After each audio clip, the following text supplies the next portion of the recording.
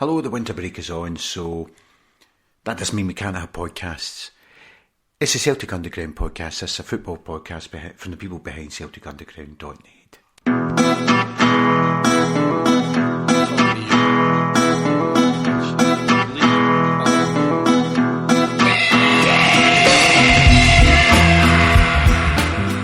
So the season is pretty much halfway through, so we decided we would have a quick report card on the season so far. We're still in the limbo-land of the winter break, and so while the players are off in Dubai in the hotbed of the birth of World War III, thought we'd pull together an esteemed panel. So we've got Lachie and Duncan Smiley of Glasgow Rocks fame to discuss the season so far. We split it into Europe, League Cup, League, and then it goes into a ramble about what players may come, what players may go, and what positions we need to strengthen in the transfer window. Anyway, enough of me. This is me, Harry Brady, with him, Lachie Moore, and him, Duncan Smiley. Stick 'em up, the form of a criminal.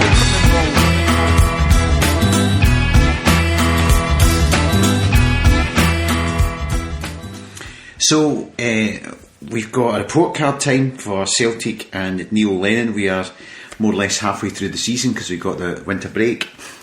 So I thought I'd get on Lachie Moore and Duncan Smiley to review the first half of the season. How you guys doing? Fine, thanks. Very well, Harry. Very well indeed. Excellent. So, see, I know it's difficult to cast your mind back. You get to a certain age and going back in time in the short term becomes difficult. But I thought what we do is we do a half-year review talking about the season so far and really breaking it up into the chunks of Europe, League Cup and League. Obviously League Cup will be a relatively short conversation because that's only 3 or 4 games. But before we start all that, we prepare for the season with our transfer window in the summer. So, Duncan, what were your thoughts on the transfer window going into it and then coming out of it? I mean, I think overall I was pretty pleased. We seemed to go into it without any fullbacks and come out with like half a dozen. And I quite liked the profile of the player that we signed, and by that I mean like big strong guys like Julien and El Hamid and Bolingoli. They seem to be that Neil Lennon was recruiting players in the mould of the team that he used to play in under Martin O'Neill. So I was pretty pleased by the way that we started the recruitment. Lachie, what was your thoughts on it? I thought so too. I remember at the time we discussed the signing of El Hamid, and you seemed to think that bringing in a guy at his age was a bad move. But I think when he's played, he's proved to be a good player. However, he seems to be injury prone, which worries me a wee bit. Apart from that, I thought, at the time they looked to be good signings, and most of them have proved to be. Slightly disappointed that they haven't given the Taylor, is it the boy from Kilmarnock, is that his name, Taylor? He has had more game time. He seems to think that Bolingoli is the better of the two, but on the occasions I've seen Taylor, I've been impressed by him. I'm not so sure about whether or not Julien is fully adapted to Scottish football, because I don't think he likes it up him. I think he wants to play football a bit, and he doesn't always get a chance to do that in Scottish football. I thought he really had an issue at the defeat away to Livingston from that perspective. I was quite agitated by the euphemisms used on Radio Scotland on the way back about, when I was listening to it on the way back from the game, about he won't have experienced a game like this before, and he won't have had this and he won't have had that. And I thought, that's not complimenting Scottish football, because what you're actually saying is he's 26 years of age and he's played in a league where playing like that doesn't happen anymore because players get booked and fouls get given. And in Scotland, we still have that. That's not really a compliment to Scottish football, is what I thought. But I did think Morelos was trying to be physical in the New Year game. And although we lost the game, we'll get on to that. He did seem to cope better with the physicality, I thought. The comments you're talking about, they were making them before the game started on Sports Scene that day, and it was more or less of that that approach would be entirely justified. And I was thinking that this is pretty primitive stuff. If that's the best that you can hope for from a game that's about to start, that one guy will be roughing another guy up. But it's just the way they play in Scotland. So the only thing about the transfer window, Duncan, which feeds into our European chat that we're going to get onto, is that Fraser Foster, Maurice Bauer, Greg Taylor, Frimpong, who else? I haven't looked through. I'm looking at the squad. Elianusi were all signed after we'd been knocked out of the Champions League. Yeah. So, yeah. What's your thoughts on whether we should have had them in before that or not, Duncan? I mean, there's a pattern here that's happening each season where we don't know whether to stick or twist and invest in people before we qualify for the Champions League or not. I don't know how it works. I don't know, had we qualified for the Champions League, would we have opened a different box and gone for a different quality player? I don't think we would have. I think it's proven quite difficult to sign players that early. Most other countries aren't ball deep in their season like we are in July, and a lot of players aren't back, and it's very easy to criticise, well, we should have signed these ones and we should have signed those ones, and we could even be saying that now. We're a week into the year and we still haven't signed anybody in this window. But the players that you've just mentioned, there's some smashing players in there. What there isn't is a striker, by the way. But I think it is difficult to sign quality players when you're still in July and even right at the beginning of August. Yeah, I mean, I do know. I mean, I suppose it gets back to the issue we had last season where, and we say, we as a club seem to say this every season, we say January is a really important transfer window for us because we start the Champions League qualifying so early, we need to sign people in January, and then we never really do it. But we do say that for the reasons you've given, but I would say that this transfer window that we're in right now is the most important one for many, many years, not because of getting ready for the Champions League and for next year. We'll deal with that when we get there. More importantly, so that we can see out this season. I think this is the most important transfer window that we've had to deal with in the past 5, 6, 7 years. Well, we'll get on to the reasons for that, but let's start, Lachie, with the Champions League qualification. So we had 4 rounds to get through. We had Sarajevo, and then can't remember how to pronounce the next one. Was it Kalju or something? Nom Kalju or something? Yeah, Nom Kalju, and then Cluj. So, Lachie, what was your thoughts on Sarajevo, Nom Kalju? That was it. What was your thoughts on the first 2 bits of the Champions League? Well, I think they coped very well with it. I mean, I don't think they were under any stress. And in fact, I thought they coped quite well with the first game against Cluj. But I was absolutely astonished that they should let in 4 goals at home and be knocked out. That really took me aback. I was in America and I knew that it was 1 each. But by the time we get back from the function we were at and I turned the telly on and saw they'd been beaten 4-3, I couldn't believe it. Because they'd gone there and drawn comfortably. I don't really, I mean, although I know we lost 4 goals, but in my head, I don't think of it as we lost 4 goals because the 4th goal was. I know. All Celtic players were in their half, and they and it was literally the last seconds of the game, and they went on the park and scored. So that's a wee bit. Well, I mean, Duncan, just on that, you mentioned the Sarajevo game or the Sarajevo game. I remember watching that and thinking normally these first rounds of the qualifiers for us, they're a scoosh, and you're home and hosed.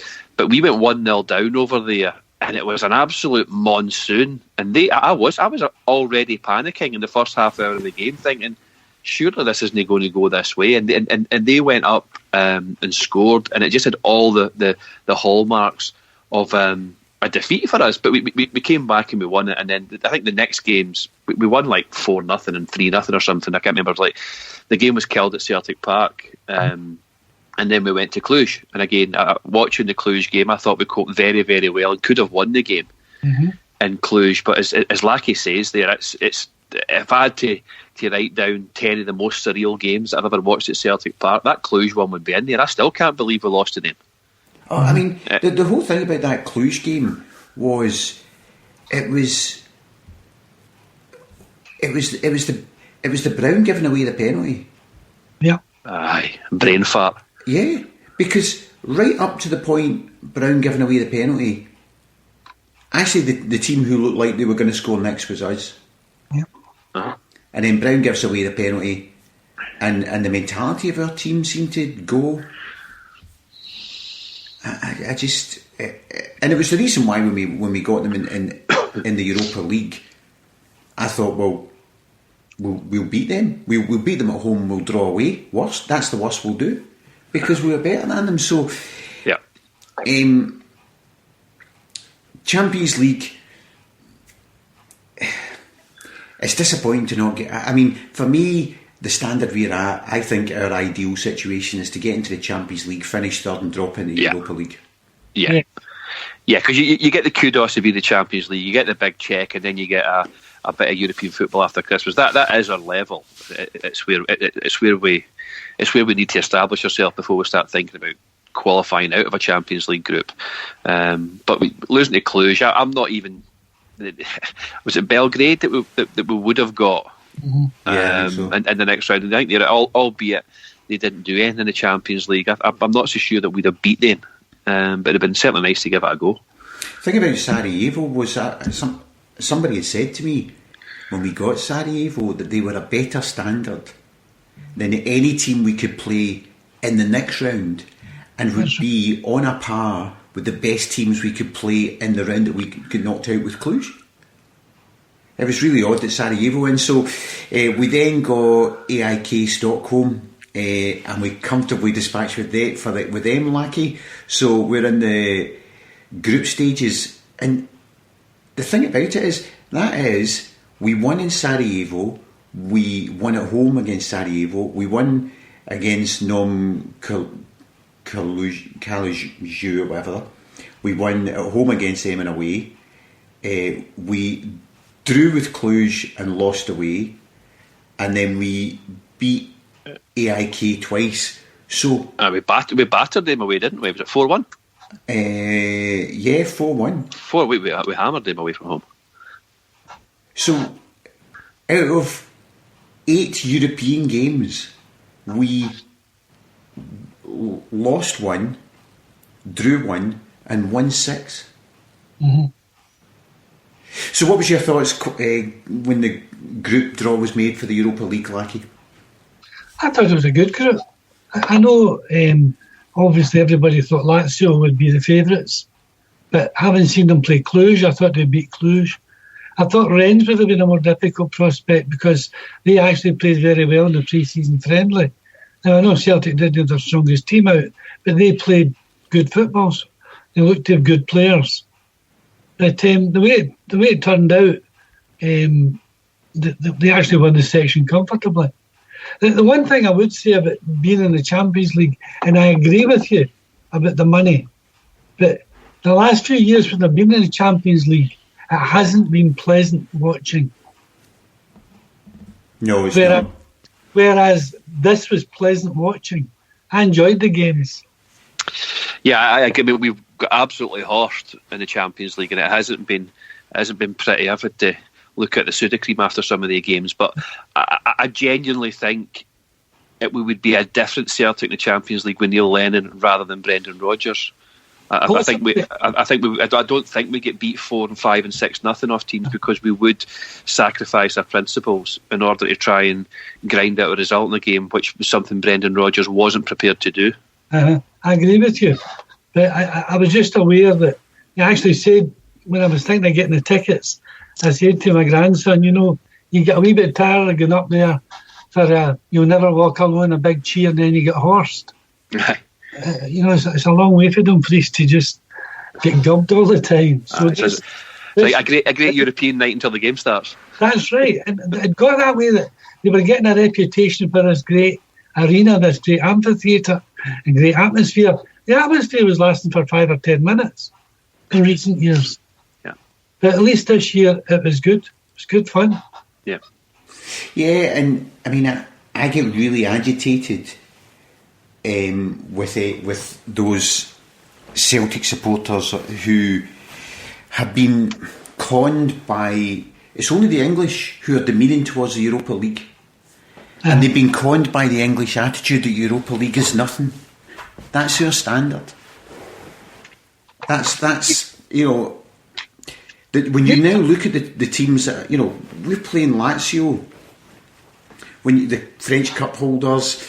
When you look at the teams that are playing Europa League football, they are teams that were playing Champions League football 10, 15 years ago. We've talked about this before, though, Brian, that the Europa League is actually a league that we can enjoy playing in, whereas the Champions League is beyond us. Even though I accept what we were saying there about being practical and being adaptable and being pragmatic, those teams are still very, very strong in comparison to us. And it would have been a hard shift. It would have been so. The Europa League is our level. We won the Europa League group stage that we were in with a game to spare. So, Duncan, marks out of 10, what would you give for our European campaign this season? Knocked out of the Champions League with a qualifying round to spare, won the Europa League group stage with a qualifying round to spare. So, marks out of 10 for it. I would give it an 8 out of 10. I mean, the reason I'm not saying 9, you can't say 10 because it would be the Champions League, but I would say a good 8, a good 8 out of 10 for me. Lachie? I would say 7.5. 7.5? Why the half mark down from Duncan? Well, I'm not sure where we'll go from here. We'll wait and see. Well, that's the next question I was gonna ask you. What do you think we'll do? Copenhagen the next round, last 32. People say we wouldn't have beaten Belgrade, but perhaps we would have. So the money that we didn't get is a big loss. We talked about this back in August, and I said if we could get into the Champions League and get that money, we could bury the Huns financially. But we don't have that money now. So what's your expectations against Copenhagen? I mean, I personally, I'm sure we are favourites, like bookies' favourites, but I would absolutely fancy us to beat Copenhagen over 2 games. 100%, I would. Lachie? I would hope so. Yeah, I would think we should beat them. I mean, they're not going to be any mugs for sure, but there were some tougher teams in there. It's a good draw. We're away from home first. I would be surprised and obviously disappointed if we didn't beat them over 2 legs. Yeah. All right. Okay. Well, that'll be good. So that's Europe. 7.5 and 8 out of 10. So I will move on to the very brief, because we play in Europe. The very brief European, League Cup campaign. We played Partick Thistle, and we beat them 5-0 at home. In the Betfred League Cup. Then we played Hibs. Was it straight Partick Thistle to Hibs? Is that right? Then we played Hibs at Hampden. Did we go into the quarterfinals? I think so. Yeah. Christ. No. We played Dunfermline. That was it. We played Dunfermline, and we went to extra time. And people were not happy. It was straight after we'd been knocked out by Cluj, so we had to struggle against Dunfermline where we were minutes away from penalties. We were 6 minutes away from penalties, The natives were restless. The natives certainly were restless. Then we thumped Partick Thistle 5-0 at home. Then we had the 5-2 game at Hampden against Hibs, and then obviously the game against the other Glasgow team. George, Lachie, your review of the League Cup. In total? Aye, before the cup final. Well, I mean, the Dunfermline game was a harem-scarum thing. I was sort of couldn't believe that they had to put him away out the road. The Partick Thistle was comfortable. The Hibs game, it ebbed and flowed a wee bit, but I think Celtic were always the better team. So the lead up to it was, apart from that, was you got precipice that they trod with Dunfermline, was fairly comfortable. And you would have expected it to be that. I actually thought against the Hibs they played some good football, but they were a wee bit lackadaisical at the back. But the actual final, I thought was not very great. Wasn't as bad as it was reported in the paper, but I thought they allowed themselves to be bullied a wee bit. So, Duncan, what was your review of the League Cup campaign? Well, I mean, first of all, it's a good one because it's sat on a shelf at Celtic Park. Yep, so that's the first thing. We're doing a half season review here. There's one thing that can be won, and we've won it.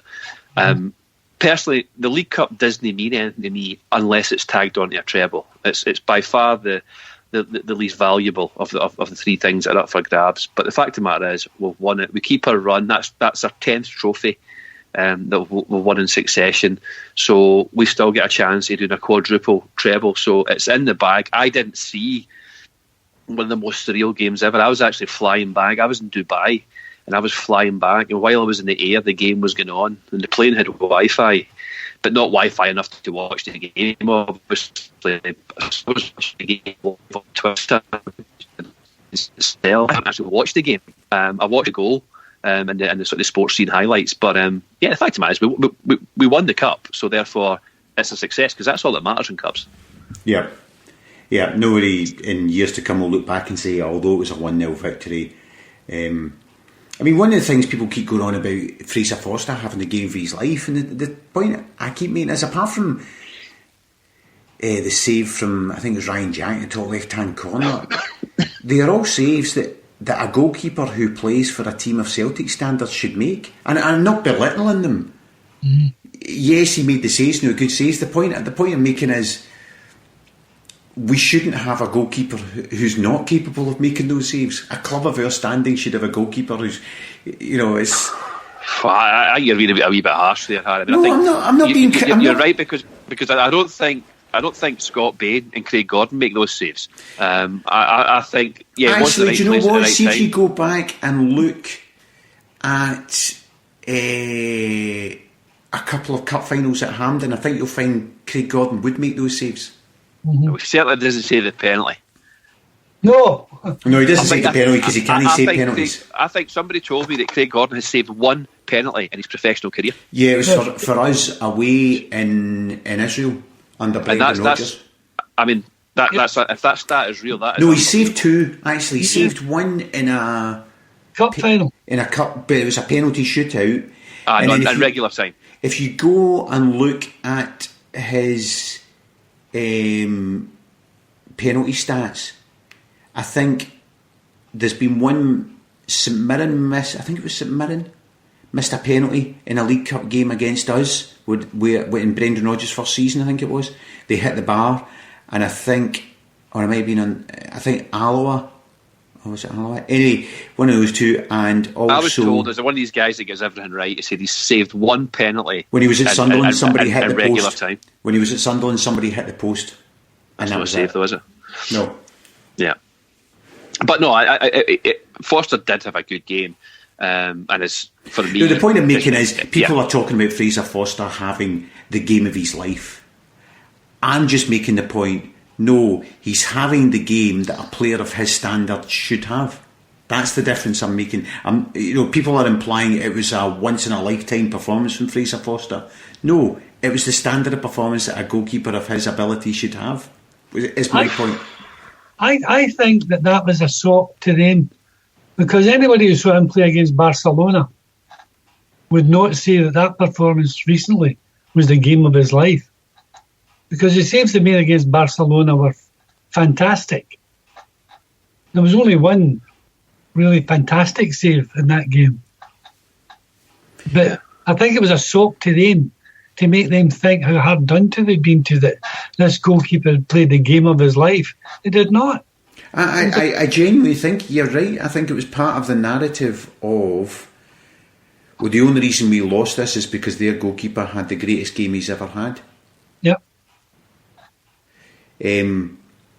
But overall, cup final, Lachie, what was your thoughts on it? Well, we talked about it at length the last time I was on the podcast.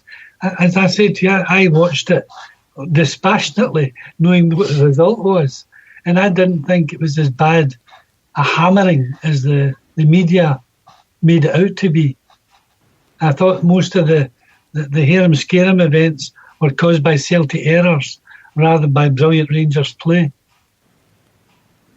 And I noticed that I've watched it several times. The number of times, if you watch the goal again, not a single Rangers player appeals for offside. No. Not one. But all of a sudden it was 5 yards offside of it. 4 of them offside. If that were the case, their hands would have been up and they just turned away. Well, so, that's one of the things for me. One of the things that bugs me, and I know I'm being pedantic here, is this narrative of 3 Celtic players were offside. Yeah. The way the modern offside rule is, you cannot have 3 players offside because the only player who's offside is the player who's active. That's right.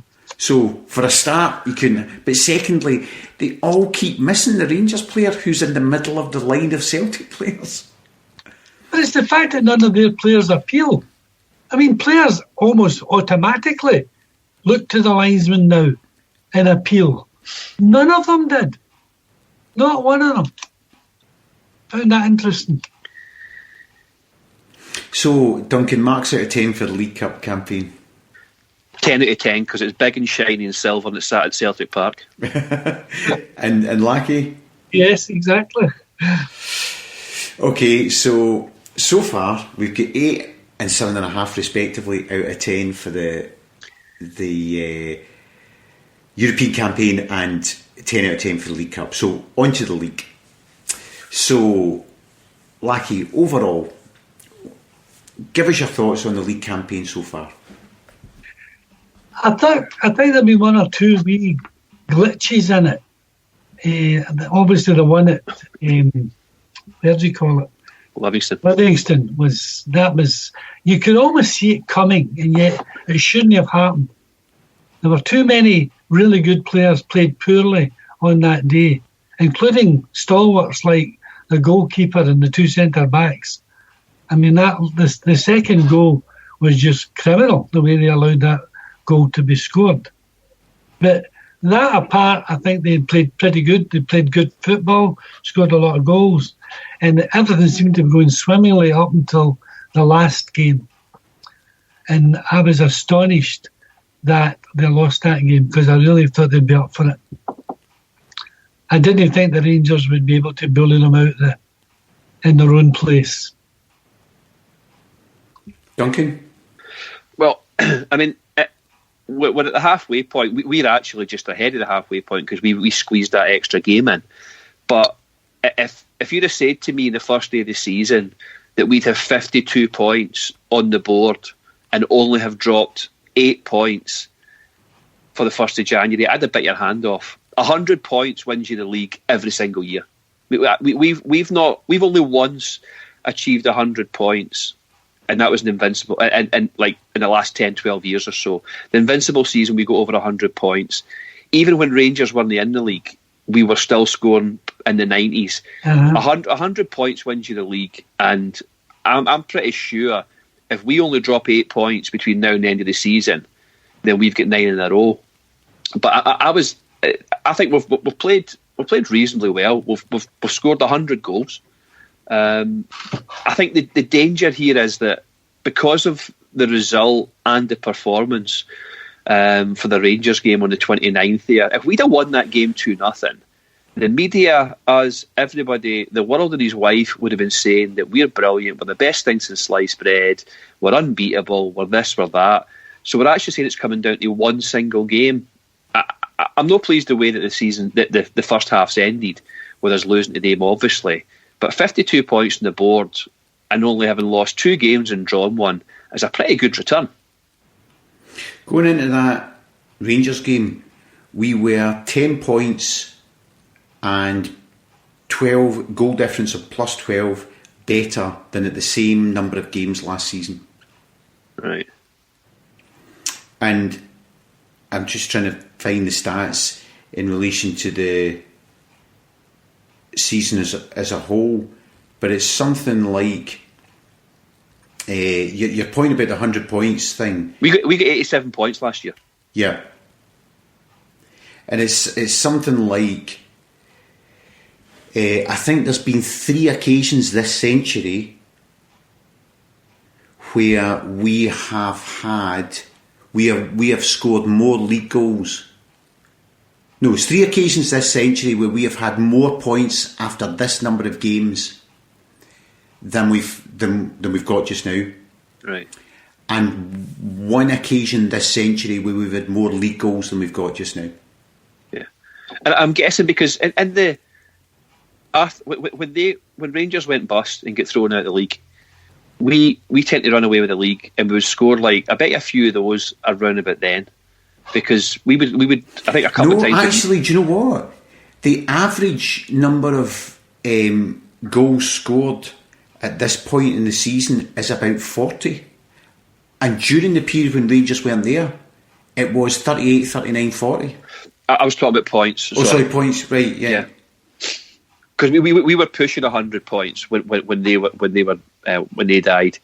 We were, but we tend to we sort of took our foot off the gas at the end of the season. We could have probably got a lot more. But your point's right. It's in terms of 52 points after 20 games is a good return. It'll win you most leagues, not the English Premiership, but it'll win you most leagues. It is a good return, but you're aware, of course, that if they were to win the game in hand, we would be a point behind. Yes. Which was most disappointing considering the way they'd played and the way that they could have stretched it had they won the game.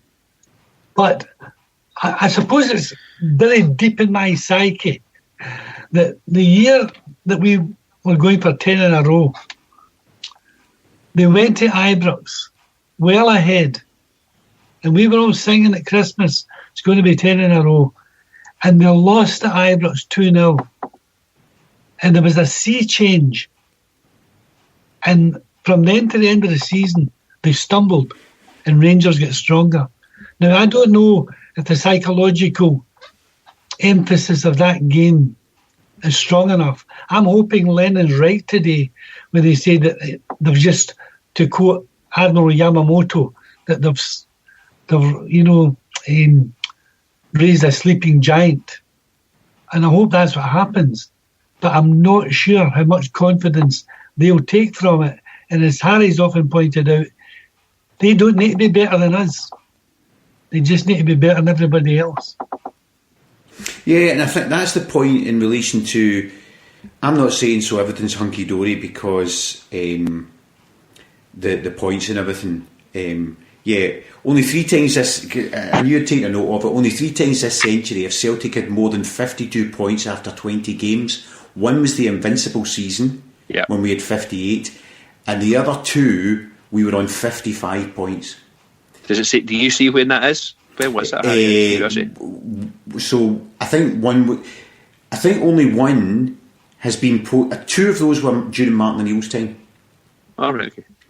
And then the Seville season, when we had 58 points, is the only one where we scored more goals after 20 games than we scored this season. And one hee-haw. The average is 40 goals after 20 games, and we're on, was it 55 goals? I think it is at the moment.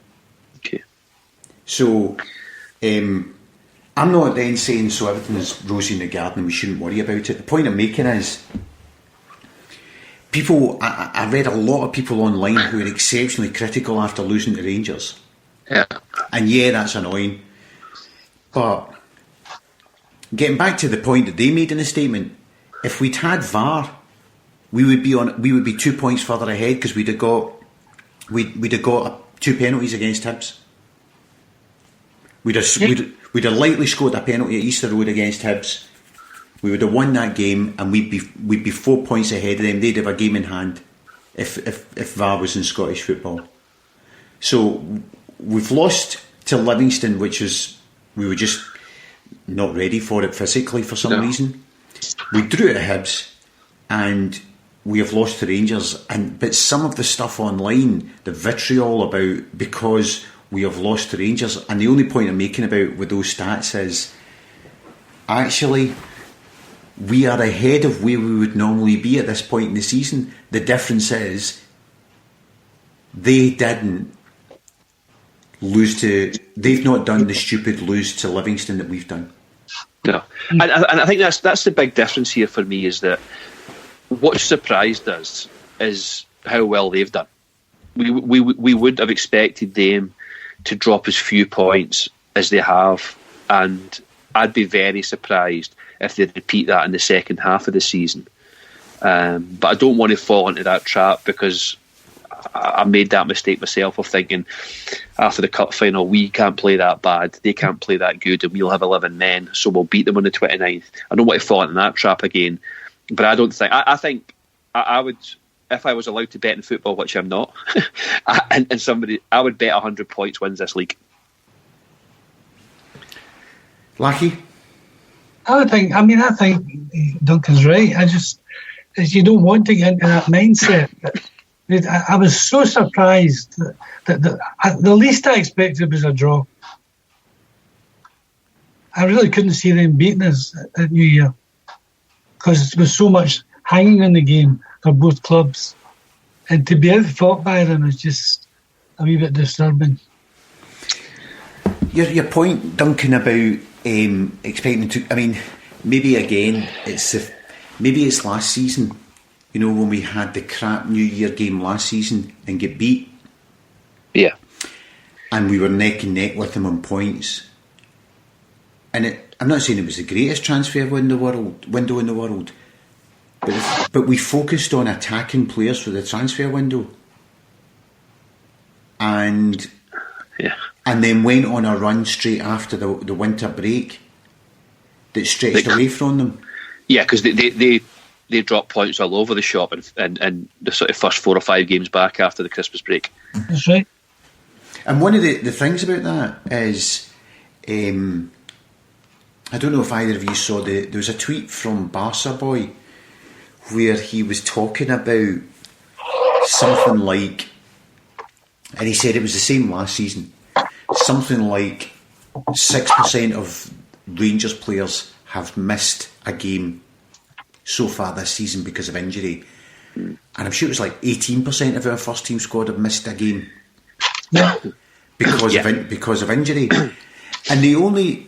I mean, one of the things I said to him is, well, part of it's repeat offenders like Lee Griffiths, like Jozo Simonovic. It's people who are missing games because of injury last season as well.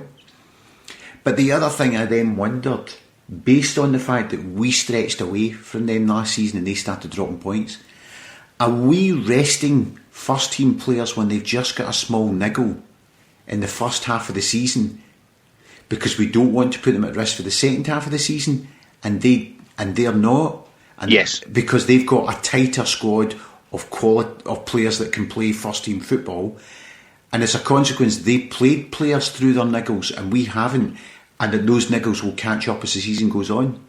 Or am I just being optimistic? No, I had that exact conversation with somebody at the weekend.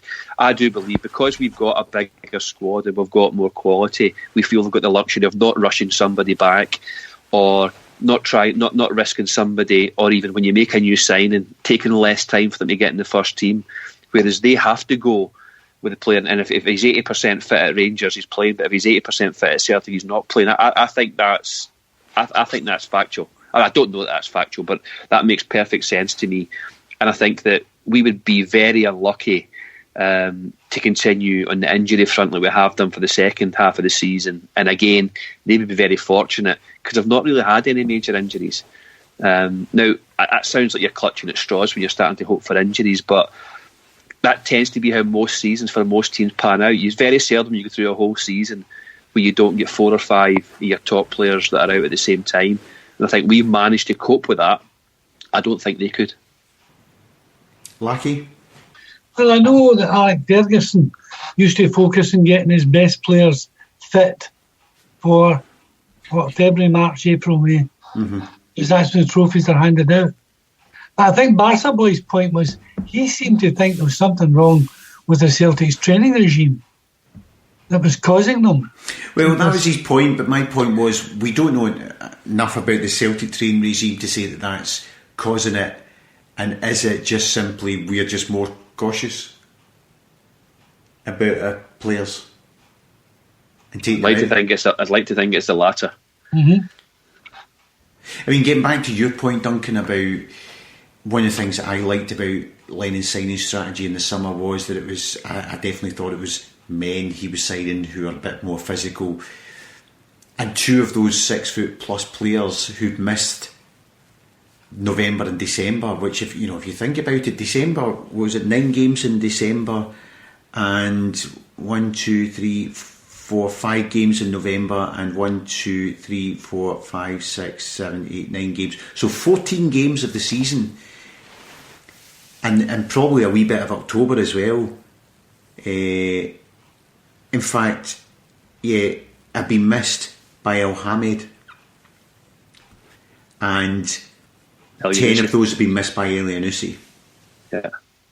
You see, that would indicate that they are injured. Oh, I know those players are injured. I think he's talking about, you don't play the same team 2 games in a row because somebody's out for a week. I think some of those are just being cautious on a player. But yeah, I think on your physical players that you talked about, Duncan, I mean, there's 2 players who cumulatively between them have missed 20 odd games. Yeah. Especially on the Elyounoussi is a massive. I mean, he's the most expensive player ever to play for Celtic in terms of transfer value, and he has looked quality. And for me, Mikey Johnson just doesn't fit the bill. Replacing him, Elyounoussi every day. Now, you could say that with El Hamid being out, we've been given the gift that is Frimpong. I talk about him now or on another day, but for me, he's not a right back. I think that a big, strong, physical right back, and I'm assuming El Hamid is fit. I don't know if he is fit, but for me, El Hamid will be starting at right back when we get back in the season, and I've got a funny feeling that Frimpong will be playing further up the pitch, and Forrest might be taking a wee spell on the bench. And equally, I think that Bolingoli won't be at left back. I think that will be Greg Taylor. But I think you're right, and hopefully I don't know how far off Simonovic is, because I think he's a massive loss, and I really like him as a player. But if he's fit, he's in all the pictures and videos I've seen of the players training in Dubai. Simonovic has been there because he brings, like Lachie alluded to it there, that Julien wants to play football, and so does big Chris Aya. Sometimes you need a proper old school centre half, and that's what Simonovic is. He can certainly not be accused of being a footballer. So if you're then perming any 2 from 3 with those guys, I think you're in a good position if you've got El Hamid back and you've got Simonovic back. So we've got Scott Sinclair, who's in Preston as we speak, I think, having conversations with them. So Lachie, what changes or what areas do you think that they need to strengthen in this January transfer window? Well, he's only going on loan, so I think he'll just go at the end of the season. Well, he's got 6 months left in his contract, so they're obviously loaning him out for that, and then But I mean, I take Duncan's point about Simonovic.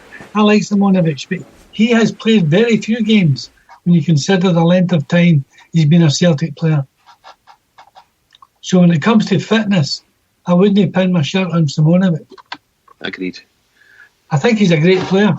but he misses a lot of games. He's got a hole in his knee, so that's the biggest problem. Well, I didn't know that, but whatever it is. Yeah, he's got a big hole in his knee. I think that Mikey Johnson has a great future, but I think he's a guy you would bring in and out the team depending who you were playing. But I'm not 100% convinced about Elyounoussi. Why not? There's just something about him. I don't know. I have a sense he's a luxury player. Sorry, what do you mean he's a luxury player? Well, I don't know that he's a guy that does the hard graft. I think when things are going well for him, he's brilliant. But I'm not sure. He does do some brilliant things. But I'd like to see more of him before I thought, as some folk are saying, go out and get the money and buy this guy. Because I don't know if he's worth the money that they're looking for. But I hope he's fit. And I hope he plays as well as he can play. Well, I must admit, I like him. I think he looks... I agree with you. And I hope we get the chance to see him play more football. But for me, he looks like a quality player. And you're never going to get... Let's call it... He's a winger. Wingers don't tend to be people that put in shifts 10 games out of 10. You tend to get 1 or 2 games out of every 3 or 4 out of a winger. But he, for me, looks a really, really good player. And I think Edouard could do with him as well. Mm-hmm. In the team. He really complements him, so hopefully he will be back. And I agree with you, Mikey Johnson, it's too soon. And I don't want to be that Scottish guy that says, oh, he's too wee. But physically, he's not ready for big games at a European or even at a Rangers level. He gets thrown about like a wet trackie. So Mohamed Elyounoussi is kind of right. He scored 13 goals so far this season, I think. In the mini games? Well, this is a bit that can't be right because I'm looking on transfer market and they've only got him having played 13 games. I think he's played more than 13 games. Maybe he started 13. Aye. 6 in the league, 4 in the Europa League, 3 in the League Cup, 13 games, 13 goals. Aye, 13 games and then 7 as a sub, so 20 games in total. I like a bit of luxury. And 20 games and 13 goals. I think he's more of a contributor. I think he's more of a contributor than Sinclair. I thought, I think so. But I thought in the cup final he was really quite ineffective. He really didn't look. Yeah, but he was injured. I was going to say I don't think he was fit. He's not played since. He was injured and came off at half time, and then hasn't played since because what happened is the fracture in his foot, the injury, whatever injury he's got, came back in the first half, and that's why he went off. You wonder why they played him in the first place. Because he passed a fitness test. But then when he got on the park, the injury flared up, and so he went off. So I don't think you can judge him in the League Cup final because he was injured, went off at half time, and hasn't played a game since. Well, hopefully we'll get a chance to judge him over the next couple of months. I hope so. So, any other positions you would want strengthened, Duncan? Oh God, yeah. I mean, the fact of the matter is, we need a striker, and we need a oven-ready, good-to-go striker. We don't need a project. We need somebody that can come in there and play tomorrow. Griffiths is done, as far as I'm concerned. He's been stealing a wage for a long time, and he's done. He doesn't look as if he's ever going to make a comeback for me at Celtic. Bayo, however you say it, I've seen him come on. He's a bit Bambi and ice about him. He doesn't look, again, ready for me to step in. If Edouard, heaven forbid, pulls a hamstring and he's out for 6 or 7 weeks, Bayo's not the man that comes in. Griffiths isn't ready. We absolutely 100% need a striker. And like I say, not some 18-year-old from Lithuania or something. We need a good to go. I don't care if he's 34 and he's playing the Championship or he's playing the Premiership in England. We need somebody that can come in there and play next week. And I actually think, crazy as it sounds, I think we need another left back, and we arguably need a number 10 as well. Lachie? Well, I mean, you've got Christie's going to be out for months. No, he's not out for months. He'll be back in a couple of weeks. No, I read somewhere he was out to the end of the season. I'll guarantee he's not out for that long. Well, it's interesting you say that, Duncan, and I know you would know, because I have read anywhere from 2 months to the end of the season, and the most reliable was 2 months. Having said that, if you think it's a few weeks, 2 months was when the injury occurred. So 1 month and that's at the end of January, 2 months and that's the end of February. If you're saying, so it's not a few weeks, isn't a million miles from now, isn't a million miles from 2 months from the injury, I suppose. No, hopefully, I hope you're right, Duncan, because I think he's an important player. Aye, I don't think he's going to be out that long. I think. Is he injured by? Aye. Right. He's not training, but he's injured. No. Yeah. I think that in the coming weeks, they're all going to need to up their game. I think Cham's going to need to get to the level he can play at, because I think when he plays well, he's a really good player. But I think this, I don't know about this talk about, what's his name, Victor, coming back. I don't know whether there's any truth in that at all. But I think, him. So I have been told by two people who are really reliable, and this is why, sometimes you can't believe. Two people who, both of whom know people in the club and would be very reliable. One has told me we're going to bring back Victor, and the other has told me there is zero chance of Victor coming back. Yes, that's well, one of them's going to be right. Exactly. I mean, I don't know, and I genuinely don't. And if I did, I wouldn't say anyway. But I'm of the opinion that if we get him, it will be one of those deals that is done at like 11:30 when the window's shutting, because he hasn't gone anywhere else. I think you're right. It was because Daniel Levy? We inquired about Victor in the summer. I know this is to be true. We inquired about Victor because I think Peter Lawwell and Neil Lennon have subsequently confirmed it. We inquired about him in the summer, and Daniel Levy said it's £5 million up front for a 1 year loan. Jeez, oh. So that's why it didn't go anywhere. Because there's no point even. It's not like, That's $100,000 a week, so that's never going to fly. Not for us anyway. Think about buying a house. If you put in an offer for a house and you're 20 grand apart, there's a bit of negotiation. If you're 200 grand apart, there's no point even starting a negotiation. You still go for a look round though, right? Plus his wages.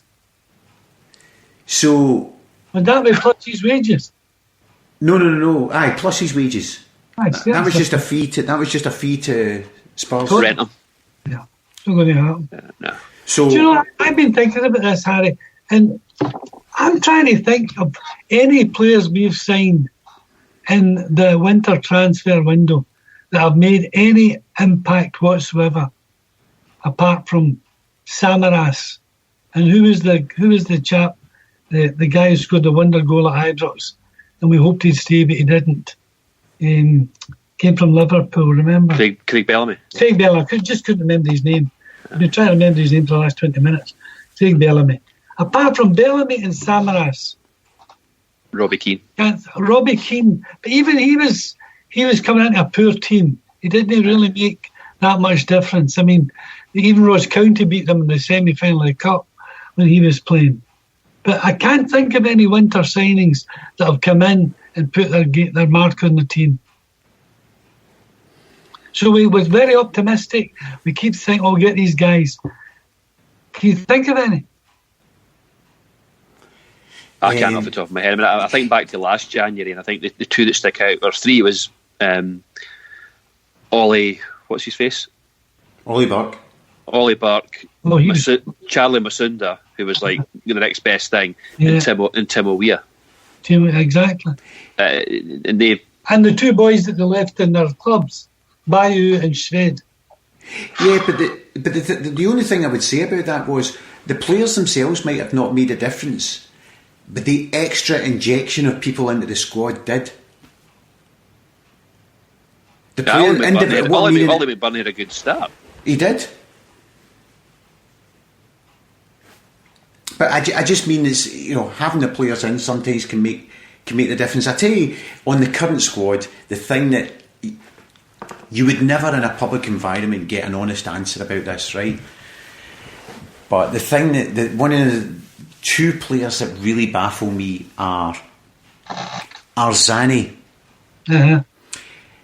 What I don't understand is if he's only got 6 months left on his loan deal, right, and we were never going to play him after his injury, I don't understand why we didn't just say to Man City, look, he's going to be out for a year. That blows our 18-month loan deal away. There's no point. He may as well go back to you, get his rehabilitation with you, and then start training with your players, because he's never going to play for us again. Mm-hmm. I don't understand. I mean, unless there was just no... Unless we offered that and Man City said, no, you've got him, so you're keeping him. I just don't see the point in having him hanging around the team if he's not going to be playing. And Sved is another one, because the stuff people were telling me from Celtic in the summer is, you're going to love Sved. He's got pace to burn. He's as skillful as Patrick Roberts and twice as fast. Yep, and he can shoot on sight. And I've heard he's incredibly homesick. And I think, you've got to sometimes take into consideration the massive culture shock of being a young guy on your own, going from... No, he's a wife and a win. But when I say on your own, I mean that's pretty much on your own. I mean, like you've got no friends around you, you've got no extended family around you, you've got nothing. You and your wife are going to somewhere completely different. I mean, by all accounts... And he doesn't speak a single word of English. Yes. A single word. Is that right? I Surely the club will get some responsibility there for dealing with that. I mean, I'm only saying that. He lives right across the road from me. And I've tried to speak to the boy, and then I've got a couple other players that live around me as well, and they say that they can't communicate with him because he doesn't speak one single word of English. Well, what are the club doing about that? See, I think there's a responsibility on the club to deal with that. Yeah. They help that boy. We try to, but we can't make him learn English. I mean, I have heard that Kieran Tierney's incredibly homesick. Mm-hmm. He's only 600 miles away in the country where we speak the same language. He's got the same TV programmes. He's so wealthy he could jump on a private jet and be home within an hour of feeling a bit down about himself, and then be back for training the next morning, and it wouldn't impact on him. But so if somebody in that environment can be homesick, I mean, I do have sympathy that football fans can be about, he's earning millions of pounds. So? He can still be incredibly homesick. He can still find the food different, the television different, the culture different, the time of day that we eat different, just everything that we do being very different. And I'm not saying he is or he isn't. If you're not from a particularly educated background, so all of this comes as an incredible culture shock. I mean, look at Ian Rush when he went away to Italy and had to come back because everybody spoke a foreign language. And he was a senior pro. Having said that, I do find it odd that he's a million miles away from the first team, because he's not. It's not as if he's getting occasionally on the bench. No, he's just getting nothing. Abui Kouassi, forgot about him. It's patently. It's really odd, because every so often, all of a sudden, it'll be like on Twitter, Celtic FC. We wish Abui Kouassi a happy 22nd birthday, and you think, gee whiz, I forgot you were still here. We paid money for him as well. 3.5 million. Oh my goodness. He had some really bad injuries. He did. Because you looked at a player when he played. But he's been fit since August. Well, that's the one criticism I would have of Neil Lennon, that I've always felt that he takes a like to a player or a dislike. And I don't know what you need to do to impress him, but players get marginalised. You never see them again, even though we paid money for them. But are all football managers like that? I don't know. Brendan Rodgers did that. What was the German centre half? Marvin Comper. Aye, but Rogers isolated him, didn't he? He isolated Chris Commons. Yeah. You know, although I think Gordon Strachan did it the minute he didn't fancy Bobo Baldy, so that was it. Didn't get near the squad. Martin O'Neill did it. All managers do it. For whatever reason, a player's not their type of player, a million miles away from the team. Well, we seem to have a whole clutch of players that we've paid money for who are not even getting quoted, in which case you need to get rid of them. Well, that's the thing. Eboué Kouassi... Not just even the money, it's the money we paid for them. A lot of them will be chunky on the salary bill.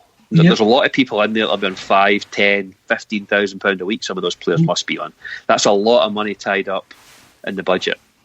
Eboué Kouassi, if Lennon doesn't fancy him, get him out the door. Actually, he's a young lad, so allow him to go and try and create a football career somewhere else. I don't know why they don't phone up the likes of the Hibs and teams like that and say, here are boys that need games and they're better players than you've got. So take them on loan. They're better players. And even if your point, Duncan, that I know the likes of Hibs and Aberdeen, their top wage is about $3,000 a week, and Kouassi might be on 15. But surely shelling out $12,000 a week for Kouassi is better than shelling out $15,000 a week for Kouassi, for argument's sake. Especially if he's playing every week. Makes him more sellable. You can actually see, is he any good? You'll not see if he's any good if he never plays. And I think it's hard to move if they're earning big money. It's hard to move them on with a transfer fee. But you're right, you get them out on loan. People like Jack Henry, that he's not going to move to Hibs or Hearts or somebody because they're not going to pay him what I imagine Celtic's paying him. But you're right, you're better getting them out and getting them either a profile that gets them a move somewhere else, or who knows, they might actually come onto a game and they can come back better players. I mean, for me, the players that need to, Arzani, it must be something in the Man City deal that we can't send him back. It's as much also that it can't be great for squad morale for a guy to be hanging around that everybody knows is never going to play. Did you hear the comments that I know Scott Allen wasn't anybody's cup of tea, but the comments he made when he left about players who were in the squad that he said were model professionals who were being completely isolated and just weren't being given a chance. He thought that was what Rodgers had done to them. But like I say, I think all managers do that. They have a core group of players that they like, and then there's another group of players who they've decided they're not for them. And they, as you say, Duncan, because Hendry's probably on $5-6 a week at Celtic. Well, he put his wage slip online, so somebody can probably Google it. Oh, aye, that's right. So say he's on $6 a week at Celtic. Problem is, Aberdeen, Hibs, Hearts top wage is $3 a week, and the bulk of the players are $2. Aye. So the problem is getting these players to go somewhere. Aye. But you're right. But I think comments there, I think managers, they all do it in some way, shape or form. And you mentioned Scott Allen there, frustrating for me. But Scott Allen's had 13 moves. Scott Allen's, I don't know what age he is. He's not even 30. No. He must be about 26, 27. He's had 13 moves in his career. There's a common denominator there. It's not all those other clubs. But you're right, we've got a clutch. We've got 6-7 players that between them must be earning, I don't know, easily $100,000 a week maybe, that we could do with moving out or on loan or permanently. But it's easier said than done. Any particular positions you fancy, Lachie? I think I disagree with Duncan about Griffiths. If you don't play him, he'll not score. We're not playing him because he's been a stone overweight for 6 months. Well, they keep on telling him they keep on saying how well he's training. Aye, that's the problem. So he's training and he's half a stone overweight. I had a guy at the Rangers game with me on the 29th that I took to the game.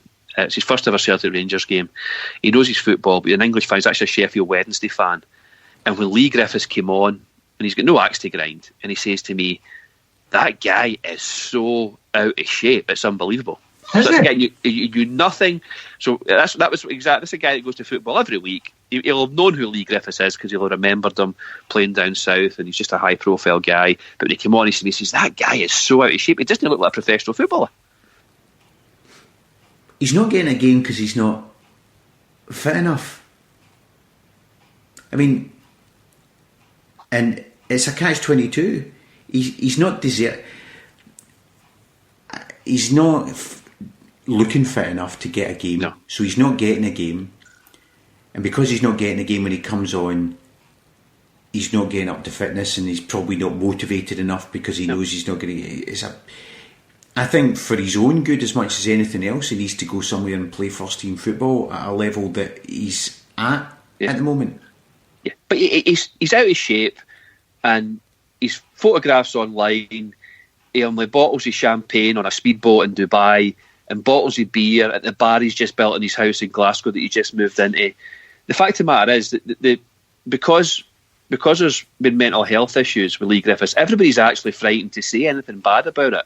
But I get really uncomfortable with the adulation that Celtic fans still give him, because I think that for a long time he's been well off it, and if the boys had if he's had reasons and he had mental health issues, then I feel bad about that. But right now he's letting us down. Right now he's not in shape, and he should be, and we need him. We need it because what we need to sign now is a Lee Griffiths. So we need to sign two strikers. Where do you see that stuff? Where does he what?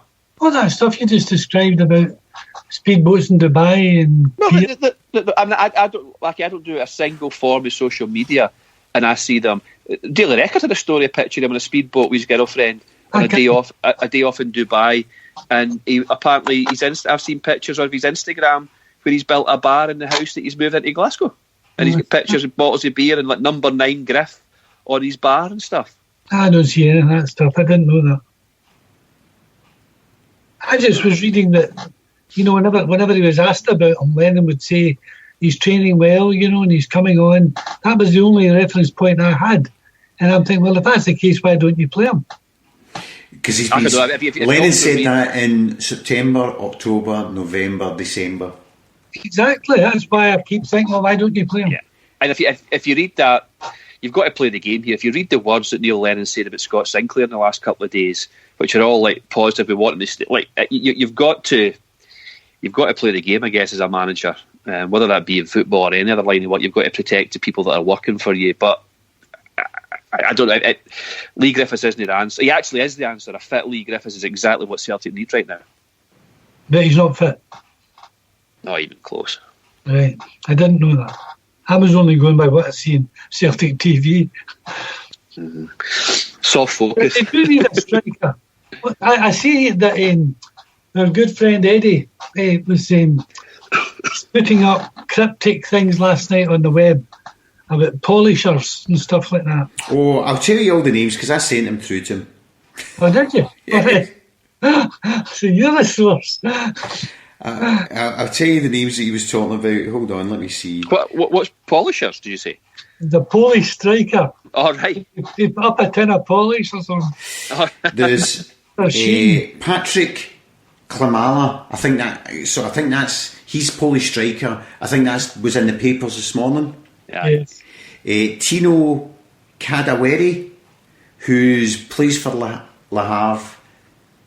It would cost us about 8 to 10 million euros to get him, so I don't know, but we have inquired about him.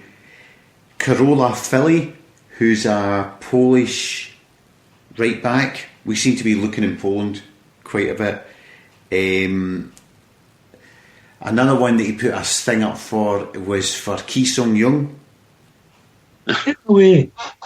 So that was another one that he put a key up. He put a picture of a key up. Right, of course he did. That's right, I saw that. So there's that, and I'm trying to think of the other stuff. There's also... What about the Slovenian boy? The guy that Anthony's been on about. He's not our main target. And there's also an Ismaila Soro.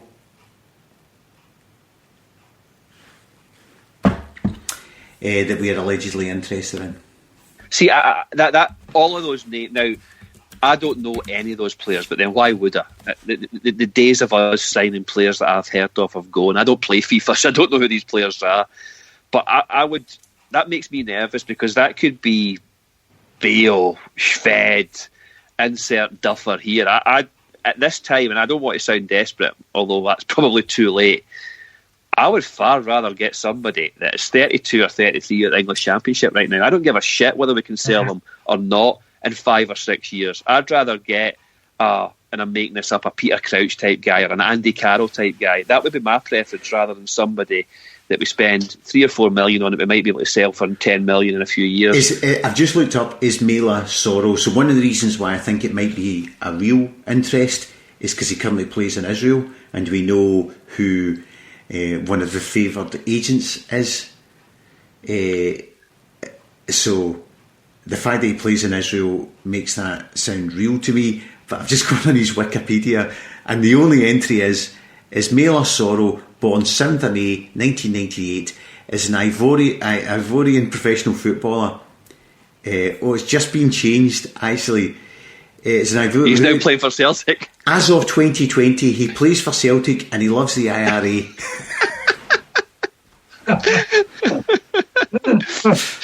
Stop modifying his Wikipedia page, Gary. So he's a midfielder.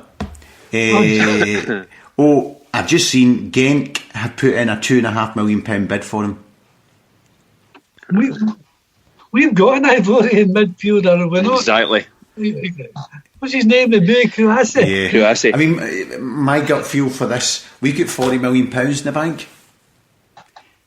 And this is the occasion you spend whatever you need to spend to make sure you win the league. Aye. I agree. But what is really annoying me is, why haven't these players been signed? Why wasn't this work done? Because I think the January transfer window is even worse than the summer transfer window for deals are done at the end. Clubs have got options, people have got options. Do you know what? There's a part of me thinks the transfer, you'd be just as well making the transfer window last a week. Aye. Because that's when all the business is done. Because players are all hedging their bets because there's clubs interested. Clubs are hedging their bets because they're interested in 4 different players. And everything then gets all funneled down in the final week once people start making moves. Clubs start signing players. Players start going somewhere. Just make the transfer window a week and we can all get it over and done with. Yeah. I mean, I agree with you. It gets done at the end. It's a bit like being to dance and you wait till the lights goes on and see what's left. Yeah. But the fact of the matter is, in January, we've got 4 games before the transfer window shuts. Our next game is Partick Thistle in the Cup, and then we've got Kilmarnock away, we've got Ross County at home, and we've got St Johnstone away. That's 9 league points. Mm-hmm. We don't take 9 league points from that. We're starting to panic. And I unfortunately think that anybody that we're going to get that's any good, we won't get until after that St Johnstone game, which is on the 29th. To be fair, I would hope that coming back from Dubai and all the training they've done and the focus that's on winning this league, that those games would be won. They really need to screw up badly not to beat Kilmarnock, St Johnstone, and who was the other one? Ross County. Ross County. Seriously, they can't beat them without bringing in new players. They've got to chuck it. And you're then, if I'm looking at, you're then into February, and there's 7 games come, in pretty much 3 weeks, 2 of which are Copenhagen. So I think it'd be nice to have signed somebody the 1st of January and they'd headed out to Dubai and got to know their new teammates and started bonding. But it doesn't feel like that's going to happen. We've signed like a 16-year-old or something. That's clearly not going to make a difference. No, that's. What happened to Luca Connell? Well, I'll tell you what, I went last week, or 2 weeks ago, I went to watch Celtic play Partick Thistle in the Glasgow Cup. It was down at Dumbarton. Celtic played their home games at Dumbarton. And the 3 players that I really watched in that game, Jack Henry played at centre half, and he looked out his depth there. And wee Dembele was playing, and he looked like a million players better than anybody else that was on the pitch. But Connell played, and he was bang average. I mean, he just wasn't if you hadn't known we'd have signed him, he would just look like another kid that had come through the ranks. He didn't impress me at all. What about the one they signed to Manchester United, the centre half that got an Irish cap? I don't know. That's another one that I find odd. We signed him as a centre half who can play a bit of right back. He's another one who can't get near our bench, but has played for the Republic of Ireland. Yeah, but he's Irish. He's Irish, Brian. He's Irish. I just find it odd. I find it odd that he can't get near our squad, but he's played international football while he's been at Celtic. Yes. That's probably they're just capping him.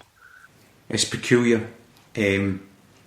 Anyway, we've rambled on enough. Lachie, what's your expectation for the second half of the season? We've got 10 trophies in a row. Are we going to make it 11 and 12? Possibly even 13 with the Europa League? Or are we or are we just going to stop at 12? Or what's your prediction for the remainder of the season? I don't have one. Oh. I have hopes. What's your hope for the remainder of the season? Well, I hope that we win the treble. But do you think we will? I don't know. Well, none of us know, but do you think? The reason I'm not sure is because I don't know how that other mob will perform. Because we could play really, really well, and they could win all their games the way they've been doing, playing sometimes good and sometimes bad, and getting last-minute winners and things like that. And the other teams need to join the party if this is going to. Well, based on what you're saying there, two of those games they would beat us, from what you're just saying. Well, the last two games that we played against them would make it. We will really need to play a lot better than we have done. Duncan, expectations? I find it astonishing that they could be so effective against Lazio and against Rennes and so ineffective against them. So there must be something to do with the psychology of that fixture, and at the moment I think they may have the upper hand. Or Steven Gerrard studied out the way we play more than Lazio did and set up his team to deal with it better than Lazio did. Well, I would have hoped that after the cup final, our man would have been looking at their team and setting up our team to make sure that didn't happen again. Duncan? We've got 3 trophies to compete for in the second half of the season. The only one I actually care about is the league. Uh-huh. I think that we will win the league. The reason I think we'll win the league is that I think we have got more quality and depth than them to see us through the second half of the season. And I think we will win the league. And I actually think we'll win it by 5 or 6 or 7 points. Duncan, I agree with you. That 2 minutes ago we were discussing whether or not they might beat St Johnstone and Ross County.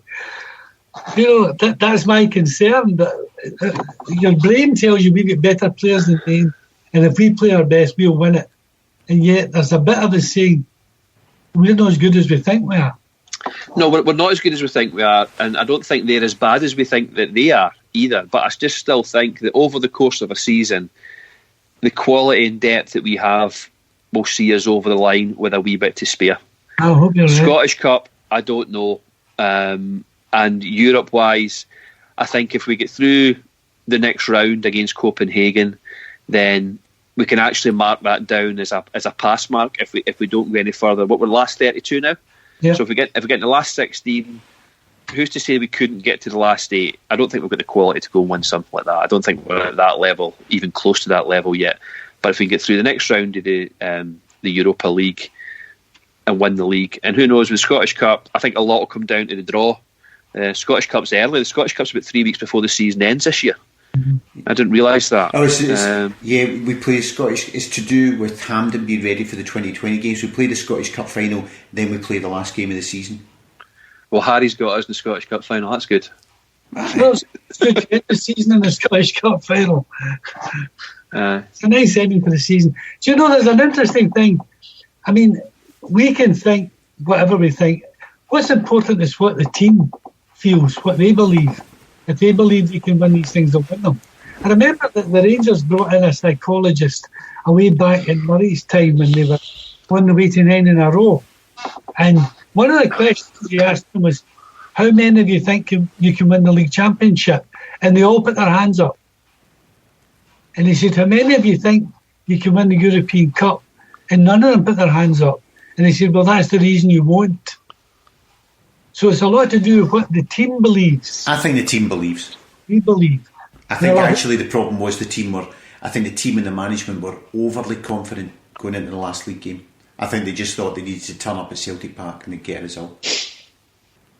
So here's a quick quiz for you, right? Who is this player? Played 150 games in Scotland, scored 44 goals, won 3 leagues, won Scottish Cup and 1 League Cup. Who is that? That is Brian Laudrup, right? Oh, I saw that the other day. Who is this player? He played 167 games, scored 62 goals, won 3 leagues, 3 Scottish Cups and 3 League Cups. Lee Griffiths. Sinclair. Scott Sinclair, who has just signed a 2.5-year deal with Preston. Oh, has he? Yeah. Do you know what I was thinking? And I thought, well, I put this on Twitter and now folk will laugh at me. I was trying to think of, if you were saying who were the best 10 foreigners to play in the Scottish League, how many of them would be Tims? I think most of them would be. If you think of the foreigners we've had and the foreigners they've had, I think that the majority of them have been Celtic players. Think about it. Larsson, Lubo, Nakamura. You know, if you threw them all, the players that have played for us, the players that have played for them. But they would if Rangers fans would just be saying, well, it's Laudrup, it's Amoruso, it's Lovenkrands, it's... No, you see, that right away, Lovenkrands, no. Yeah, I think Duncan's point is I did think they would say that and they would believe it. I did think of Laudrup and I did think of the German, who was the big German guy. Alberts. Yes, he was a very effective player. And I thought they would throw in Amoruso. But apart from them, do they compare to the players that have played for us? No. Di Canio, Cadetti, Van Hooydonk, Andy Tom, Nakamura, Johan Jaldi, Larsson. Just run them off. Anyway, so that stat. On that stat, I will say Lachie Moore and Duncan, thanks very much. It's been a pleasure, sir. Cheers. Thank you. Hail, hail, here's to good 2020. Walk out to winter, swear I'll be there. Hope you enjoyed the podcast. There's going to be more along again soon. If I can be bothered, there might even be a decade review podcast. Certainly be a podcast before the Partick Thistle Cup game. Don't forget, Duncan is from the Glasgow Rocks, and the Glasgow Rocks have got fixtures. If you're listening to this, should be out Thursday. So if you're listening to this, there's a game tomorrow on Friday at the Emirates at 7:30 on Friday night. There's also a game the following Friday, and by the looks of things, on the Sunday as well. Certainly a lot of Glasgow Rocks games coming up in the next wee while. They've got a whole run of January games by the looks of it. So if you want to go along, it's great value for money. My 9-year-old loved it because it's quite fast moving. Anyway, you can go on to the Emirates website, the Glasgow Rocks website rather, which is glasgowrocks.co.uk, and you can see how you can get along to the games. Enough of me. That was me, Harry Brady, with him, Duncan Smiley of Glasgow Rocks fame, and Lachie Moore of a boat called Dignity, probably. Anyway, the Mill Podcast along soon. Thanks very much, everyone, for listening and downloading and doing whatever you do. Have a good 2020, and good night, and God bless. Good night. This generation